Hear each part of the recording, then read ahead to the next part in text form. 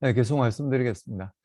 그래서 운동량 보존식에서 이 좌변이 0이 되기 때문에 결국 이 남아있는 두 항이 밸런스를 이루어야 돼요. 그래서 요 항하고 요 항, dp, dz가 서로 같은 값을 가져야 됩니다. 그래서 여기 라운드 p, 라운드 z가 dp, dz라고 이제 적은 이유는 이 r 방향 운동량 방정식으로부터 라운드 p, 라운드 r 값이 0이기 때문에 즉 프레셔가 r의 펑션이 아니기 때문에 r이 바뀜에 따라서 세타가 바뀜에 따라서 프레셔가 바뀌지 않고 오로지 z가 바뀜에 따라서만 프레셔가 바뀌기 때문에 이렇게 상미분으로 표현할 수 있다는 이야기예요. 이렇게 적은 건 프레셔가 Z만의 펑션이 아닐 수도 있다는 걸 의미하는 거죠. R에 대한 펑션도 될 수 있고 세타에 대한 펑션도 될 수 있다는 걸 의미를 하는데 이렇게 dp, dz라고 표현한 건 뭐냐면 프레셔는 Z만의 펑션이라는 걸 의미하는 거예요. 유일한 독립 변수가 Z라는 걸 의미하는 겁니다. R이나 세타에 따라서는 프레셔가 바뀌지 않는다는 걸 의미를 하는 거죠. 그래서 아까와 이제 비슷한 형태로 이렇게 주어지게 됩니다. 물론 마이너스가 돼야 된다는 것도 포아자이어 플로우와 똑같죠. 하겐 포아자이어 플로우하고 포아자이어 플로우가 거의 비슷해요. 거의 비슷하게 주어져 있다는 걸 알 수가 있게 됩니다. 다만 조금 이제 달라진 게 여기 R이 이렇게 들어가 있다는 점이 다르겠죠. 달라지게 됩니다. 그래서 요 미분 방정식을 이제 해석을 하면 되는데요. 역시 마찬가지입니다. 좌변은 R만의 펑션으로 주어져 있어요. R이 변할 때 좌변은 변할 수 있다는 걸 의미를 합니다. 우변은 Z만의 펑션으로 주어져 있어요. R이나 세타에 대해서는 변하지 않지만 Z가 변하면 이 값이 바뀔 수 있다는 걸 보여주고 있는 거예요. 좌변은 R만의 펑션, 우변은 Z만의 펑션인데 두 값이 항상 같아야 돼요. 항상 같다는 걸로 의미하잖아요. 이퀄이다. 등식이잖아요. 그럼 두 개가 R에 대한 펑션이고 Z에 대한 펑션인데 즉 R이 바뀜에 따라서 바뀌고 얘는 R이 바뀜에 따라서 바뀌지 않고 Z가 바뀜에 따라서 바뀌는 값이라면 이 두 값이 항상 같아질 수 있는 방법은 뭐냐면 둘 다 R과 Z에 상관없는 값일 때만 등식이 성립할 수 있다는 이야기예요. 이 좌변은 이미 세타나 Z에 대한 펑션이 아니란 게 밝혀졌어요. 그렇죠. 상미분으로 주어졌죠. 우변은 역시 R과 세타에 대한 펑션이 아니란 건 밝혀졌어요. Z만의 펑션이라고 이야기를 하고 있거든요. 근데 이 두 값이 R만의 펑션, Z만의 펑션으로 주어졌는데 이 두 값이 같아지게 되는 유일한 경우가 뭐냐면 R에 대한 펑션도 아니고 Z에 대한 펑션도 아니고 그냥 콘스탄트 할 경우밖에 없다는 이야기. 그렇지 않고 얘가 R에 따라서 바뀌는 값이고 혹은 얘가 Z에 따라서 바뀌는 값이라면 R이 바뀔 때 얘는 바뀌겠지만 얘는 바뀌지 않잖아요. 그럼 등식이 성립할 수 없는 거죠. R이 바뀌면 이 값이 바뀌어버리는데. 그래서 요 두 값이 같아지게 되려면 이 두 값이 콘스탄트 할 수밖에 없다라는 이야기입니다. 그래서 이게 콘스탄트하다고 두고 이 좌변 이꼴 콘스탄트하다고 두고 방정식의 해를 구하게 됩니다. 그 이제 C1이라고 이제 두고 구하는 거죠. 그렇게 이제 구하면 이렇게 로그 R이 돼요. 로그 R. 그렇죠. 로그 R이 돼요. R 있는 걸 R이 여기 있고 여기 있으니까 양변에 쉽게 생각해서 R 곱하기 DR을 곱해주는 거예요.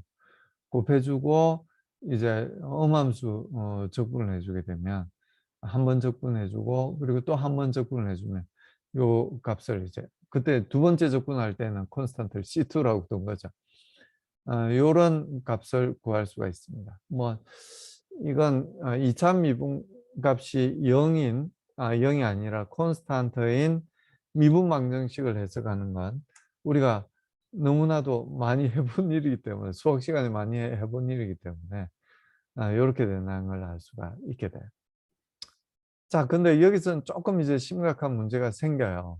어떤 심각한 문제냐면은 지금 우리가 모르는 적분상수는 두 개가 있어요. C1하고 C2 두 개가 있어요.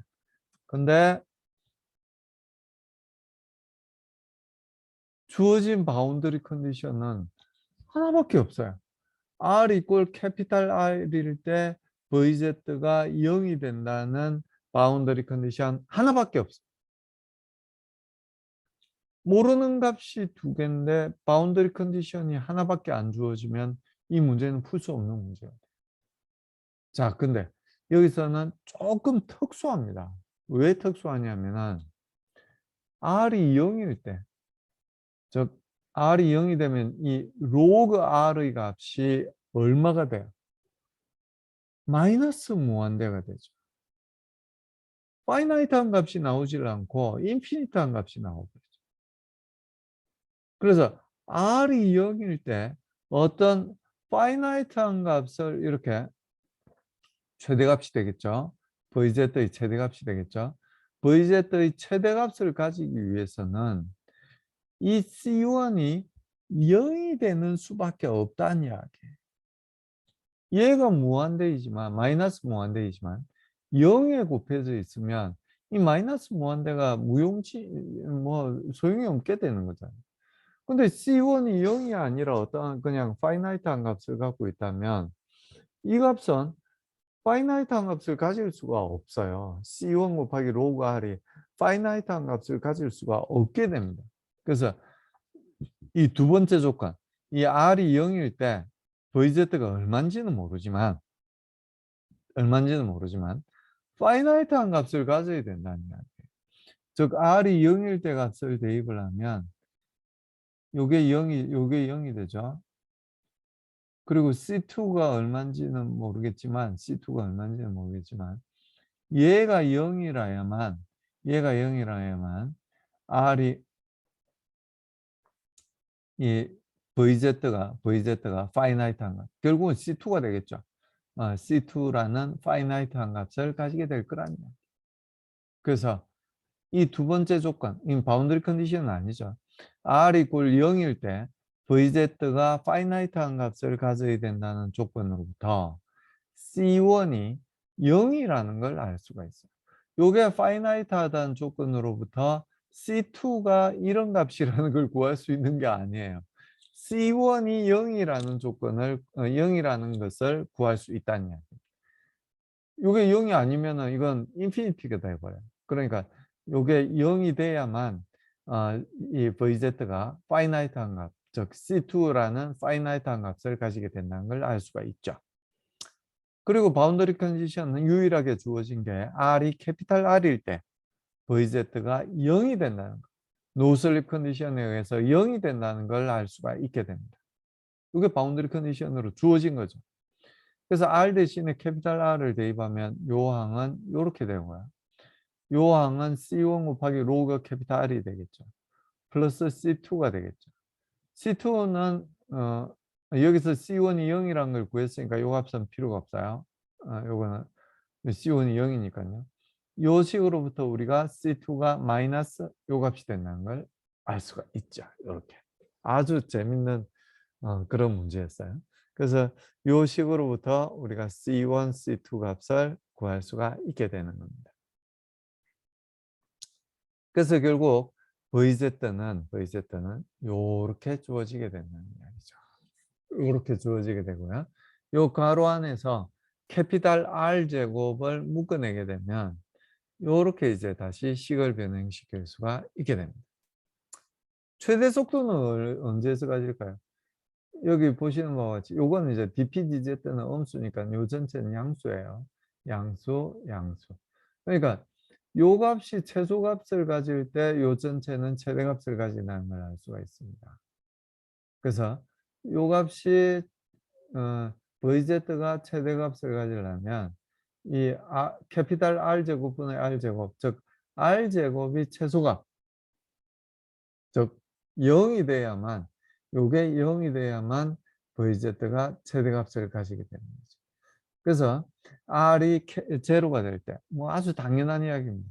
요 센터 라인에서 최대값인, 속도의 최대값인 이런 값을 가지게 된다 하는 걸 알 수가 있죠. 그리고 유량을 먼저 구하는 게 좋을 것 같아요. 그래서 유량을 이 단면적으로 나누어주면 그게 네, 평균 속도가 되니까요.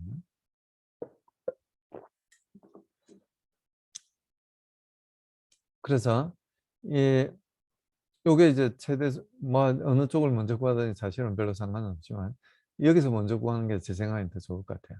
그래서 VZ가 어떻게 주어졌냐면은 요 값, 요 값이 뭐라고 이야기를 했냐면 Vmax라고 이야기를 했잖아요. 그래서 요 값 대신에 Vmax라고 집어넣고, 그럼 이 DA는 DA에 대해 설명을 안 하네. 어떤 R을 잡았을 때 이 DA는 어떻게 될 거냐면 이 요 DR에다가 요 전체 길이, 즉 2파이 R이죠. 2파이 R에다가 DR을 곱해주게 되면 여기 색깔이 조금 진하게 표시한 요 부분의 면적이 된다는 걸 알 수가 있어요. 요게 말하자면 뭐냐면은 DA예요. DA. 여기 DA를 흘러가는 유체 덩어리의 속도는 일정해요. 이 세타에 관해서 디펜던시가 없으니까요. 그래서 이 DA 대신에 결국 이쪽으로 먼저 오게 되네요. 요걸 이제 구한 게 사실은 요걸 구한 거니까요. 요 인테그랄 VZDA, 즉 그게 Q인데요. 그 Q 대신에 요 값이 이제 들어가는 거죠. 0에서 캐피탈 R까지. 요 식을 그대로 적습니다. Vmax 곱하기 1-R 제곱분의 캐피탈 R 제곱분의 L 제곱. 그게다가 DA, 즉 2파이 R, DR을 적는 거죠. 그럼 요걸 이제 적분을 해주게 되면, 요건 이제 R에 대한 1차식, 얘는 R에 대한 4차식이 되고, 0에서부터 캐피탈 R까지 적분을 해주고, 그걸 파이 R 제곱으로 나눠주게 되면, 결국 이 평균 속도가 어떻게 된다는 걸 알 수가 있냐면, 최대 속도의 반이 된다는 걸 알 수가 있어요. 최대 속도의 반이 됩니다. 이 포아젤리 플로우에서는 이 평균 속도가, 여기는 우리가 안 구했네요. 이 최대 속도는 평균 속도의 2배가 되는 게 아니라, 여기처럼 최대 속도는 평균 속도의 2배가 되잖아요. 2배가 되는 게 아니라 여기서는 1.5배가 됩니다. 그걸 안 구했네. 여기서도 뭐 시험 문제에서는 나올 수 있겠죠. 이게 평균 속도를 한번 구해보고, 평균 속도하고 이 최대 속도하고의 관계를 어떻게 되는지를 구하면 이 최대 속도는 평균 속도의 2배가 된다는 걸 알 수가 있어요. 알 수가 있게 됩니다. 근데 이 하겐 포아자이어 플로우에서는 이렇게 최대 속도가 평균 속도의 2배 지나지 않는다는 걸 알 수가 있게 됩니다. 그래서 평균 속도는 최대 속도가 이렇게 주어졌으니까 평균 속도는 이걸 이제 반으로 나눠주면 되겠죠. 그래서 4 대신에 이렇게 8이 들어가 있는 걸 알 수가 있게 됩니다. 그리고 이제 요 인테그랄 안에서 구한 거, 그러니까 파이 r 제곱을 다시 여기다 곱해주면 될 건데요. 곱해주게 되면 요런 유량을 이제 우리가 구할 수가 있게 되죠. 그리고 DPDZ는 우리가 뭐라고 진작부터 이야기를 했냐면은 콘스탄트하다고 진작부터 이야기를 했어요. X에 따라서 다른 값을 가진, Z에 따라서 다른 값을, X가 없지 여기서는. R세타 G 코디네이터니까요. Z에 따라서 다른 값을 가지는데 R에 대한 펑션하고 Z에 대한 펑션이 같아져야 되니까 콘스탄트, 즉 요 항도 R에 대한 펑션이 아니고 요 항도 Z에 대한 펑션이 아니라야 되는 거죠. 그러니까 프레셔는 콘스탄트, DPDG는 콘스탄트 해야 된다는 이야기예요. 얼마로서 콘스탄트 하냐? 이 파이프의 전체 길이가 캐피탈 R이라면 캐피탈 L이지. 캐피탈 L분의 마이너스 델타 P만큼 콘스탄트한 값을 가지게 된다는 이야기. 너무나 당연한 이야기죠. DPDG가 다 일정하다고 이야기를 했고, 요, 이 파이프 입구단하고 출구단 쪽에서의 압력 차이가 델타 P니까 DPDG는 얼마가 되냐면 L분, 즉 파이프 길이 L분의 압력 차이 델타 P, 델타 P로 주어지는 게 너무나 당연하다는 이야기예요. 혹시 이해가 안 되면 나중에 저한테 질문해 주세요.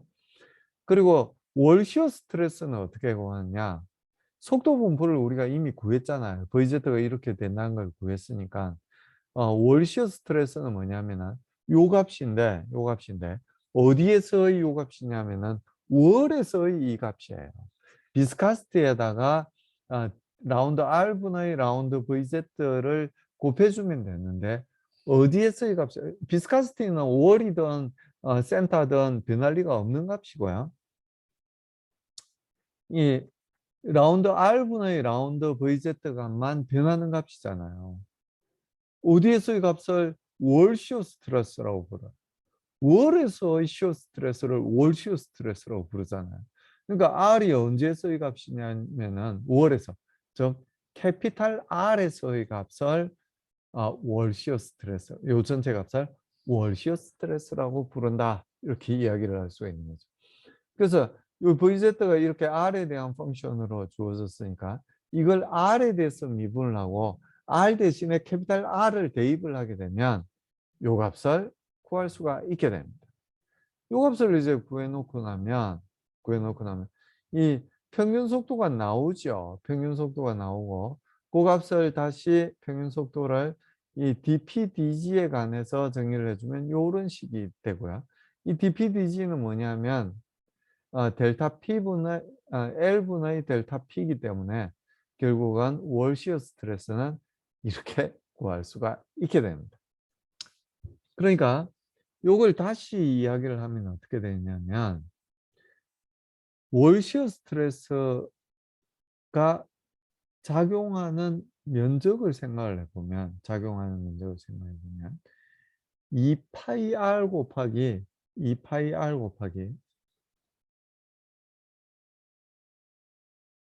잠깐만 뭐가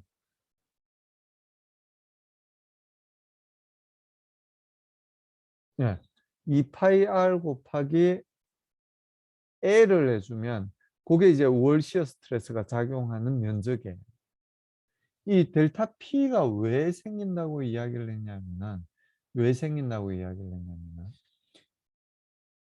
월에서 계속 이 유체 덩어리가 벽면을 유동 방향으로 끌고 가려고 에너지를 사용을 하기 때문에 프레셔가 줄어든다고 이야기했어요. 에너지를 사용하니까 결국 뭔가 다른 에너지가 줄어들어야 될 거잖아요. 그 줄어드는 에너지가 뭐라고 이야기를 했냐면은 델타 P라고 이야기를 했어요. 그래서 이 델타 P가 작용하는 파이 R 제곱을 곱해주고 그리고 월 시어 스트레스가 작용하는 2파이 R 곱하기 L을 곱해주면 양쪽의 값이 같아져야 된다는 이야기예요. 그 식으로부터도 우리가 월 시어 스트레스를 델타 P와의 관계를 정리해서 적을 수가 있는데요.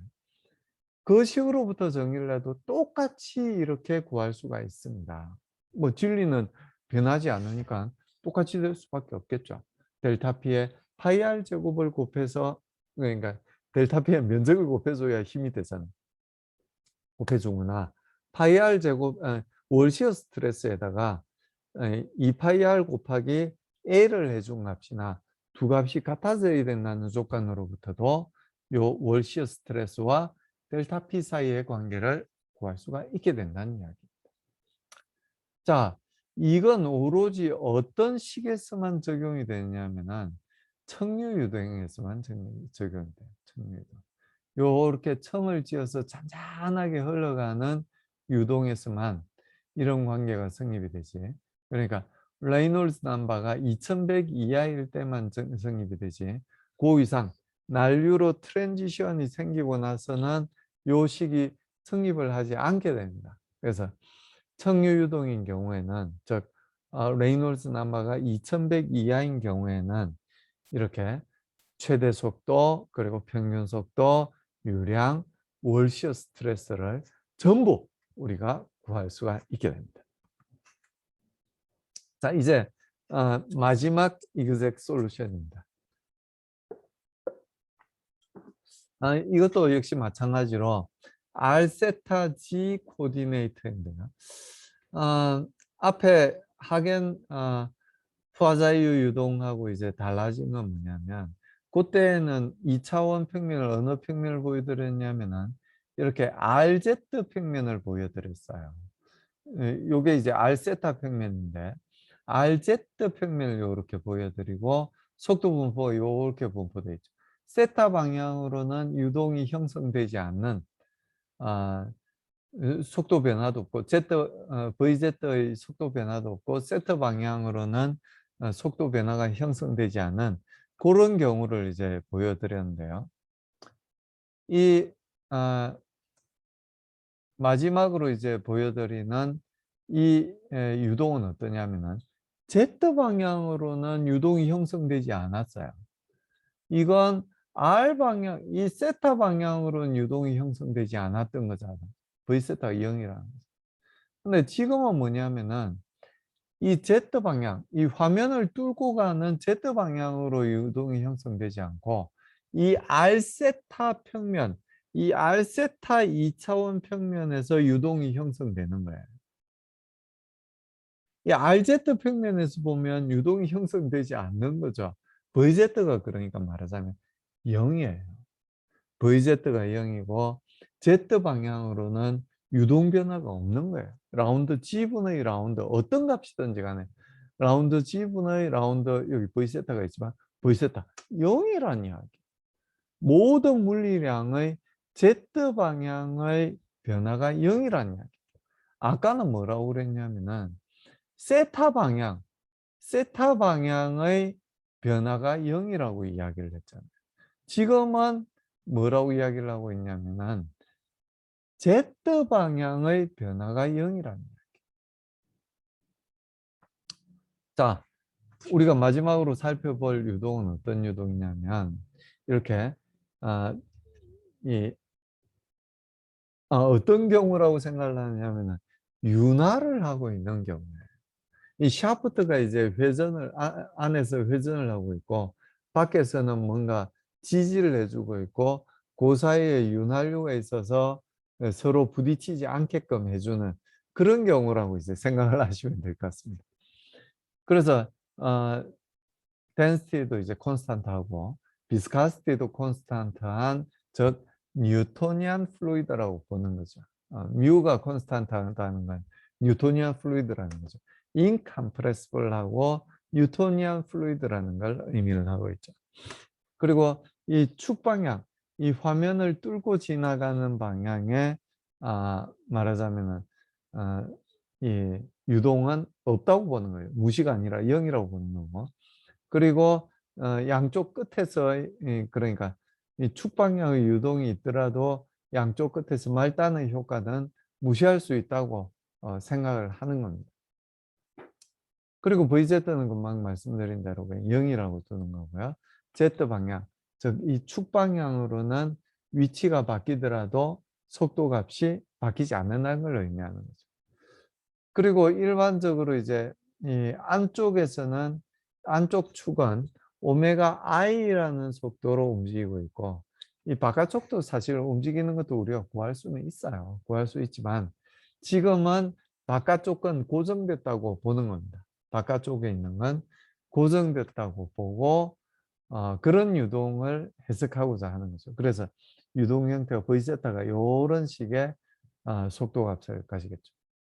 여기서는 속도가 얼마가 될까요? 제로죠. 제로가 됩니다. R 이퀄 R 낮일 때, R 5일 때는 0이죠. 여기서는 R 이퀄 R I일 때 속도는 얼마가 되냐면은 이 각 속도가 오메가 I라고 이야기를 했으니까요. 오메가 I 곱하기 RI라는 속도를 가지게 되겠죠. V세타. 그렇죠. 그렇게 됩니다. 자, 앞서서 했던 전략과 똑같아요. 똑같이 이제 이 연속 방정식과 그리고 이 운동량 방정식으로부터 이 V세타가 어떻게 되는지, 어떻게 R의 펑션으로 주어지게 되는지를 우리가 구하게 됩니다. 그래서 먼저 연속 방정식에서부터 보면 요렇게 이거 이꼴 제로라는 게 사실 연속 방정식이잖아요. 알세타 G 코디네이트에서 연속 방정식이 요 세 값의 합이 0이라는 게 질량 보존을 나타내는 연속 방정식입니다. 연속 방정식. 거기서 이제 VZ는 이미 0이라고 이야기를 했고요. VZ는 0이라고 이미 이야기를 했어요. 이게 0이 되는 거고요. 그리고 요 값, 세타 방향으로도 값이 변하지 않는 거죠. R 방향으로만 변하는 거죠. 세타 방향으로도 기하학적으로 전부 같은 위치에 있어요. 그러니까 여기나 만약에 중력이 무시되지 않는다면 같은 위치라고 이야기할 수 없죠. 없지만 중력을 무시한다고 이야기를 했으니까 무시한다고 이야기하는 중력 무시라는 이야기 어딘가 적어주세요. 정력을 무시한다고 이야기를 했으니까 요 세타 방향의 변화도 없어요. 변화도 없습니다. 여기다 하나 더 적을 거예요. 그래. 라운드 세타분의 라운드도 0이 되는 거죠. 그래서 요 값이 0이 돼. V세타는 물론 0이 아닐 건데요. 0이 될 거예요. V세타는 0이 아니지만 라운드 세타분의 라운드 V세타는 0이 되죠. 그래서 이 값도 0이 됩니다. 그래서 이 두 항이 0이 되기 때문에 첫 번째 항도 0이 될 수밖에 없어요. 요 값이 0이 되려면 R 곱하기 VR 값이 콘스탄트한 수밖에 없죠. 콘스탄트한 수밖에 없습니다. 그래서 VR이 얼마인지를 우리가 구할 수 있게 되는데요. 이 콘스탄트 값은 모든 영역에 걸쳐서 다 같은 콘스탄트라야 돼요. 그렇죠? 여기서 우리가 특별히 R이 얼마인지 세타가 얼마인지 지정한 게 없잖아요. 그러니까 요 R 곱하기 VR이 1차 미분값이 0이 돼야 되기 때문에 요 값은 콘스탄트 할 수밖에 없고요. 요건 모든 영역에 걸쳐서 다 콘스탄트 해야 돼요. 근데 이 두 점에서는 V세타만 존재하지 0이 아닌 값이지 VR 값이나 Z 값은 다 0이라 해야 되는 거잖아요. 0이라 해야죠. 그래서 요 두 값을 생각을 해보면 이 콘스탄트가 얼마로서 콘스탄트해야 되냐면 0으로서 콘스탄트해야 된다는 걸 알 수가 있게 됩니다. 그래서 이 원통, 즉 요 면과 요 점과 요 점에서 VR 값이 0이 돼야 되기 때문에 모든 곳에서 다 VR 값이 0이 되는 수밖에. R이 모든 값에서 다 0이 될 수는 없잖아요. 그러니까 VR이 0이 되는 수밖에 없죠. 이 콘스탄트가 0이라고 이야기했으니까. 그래서 VR 값이 0이 돼야 됩니다. 그리고 이 V세타 값은 이 세타 방향으로도 변하지 않고 G 방향으로도 변하지 않으니까 R만의 펑션으로 주어져야 되겠죠. 물론. R만의 펑션으로 주어져야 됩니다. 그리고 이제 운동량 방정식이에요. 운동량 원래 R세타 코디네이트에서 그러니까 R세타 평면에서 델타 G 이꼴 0이라는 걸 Z 방향의 변화율이 0이라는 걸 벌써 우리가 고려하고 나서 R세타 평면에서의 운동량 보존식을 보면 이렇게 이제 주어지게 되는 거고요. 우리가 앞서 구했었던 조건 VR이 0이고 이 V세타는 R만의 펑션으로 주어지고 라운드 Z분의 라운드가 0이고 라운드 세타분의 라운드가 0이라는 그런 조건들을 사용하게 되면 요 값은 0이 되게 되고요. 그리고 요 값도 역시 마찬가지로 0이죠. VR이 0이라고 그랬으니까요. VR이 0이라고 그랬으니까 요 값도 0이 되게 됩니다. 프레셔 그레디언트를 준 적이 없죠. 세타에 대해서는 기하학적으로 전부 같은 위치에 있기 때문에 이 프레셔 그레디언트는 0입니다. 중력 무시한다고 이야기를 했고요. 그럼 남은 항이 뭐냐면 요 두 항만 남게 돼요. 요 두 항만 남게 됩니다. 그래서 요 두 값이 이제 밸런스를 이룰 수밖에 없는데 이 R세타 평면에서 이 라플라시안 V 세타 값은 어떻게 표현이 되냐면은 요렇게 이제 표현이 된다는 이야기예요. 요렇게 표현이 돼요. 요 값이 R 제곱분의 V 세타.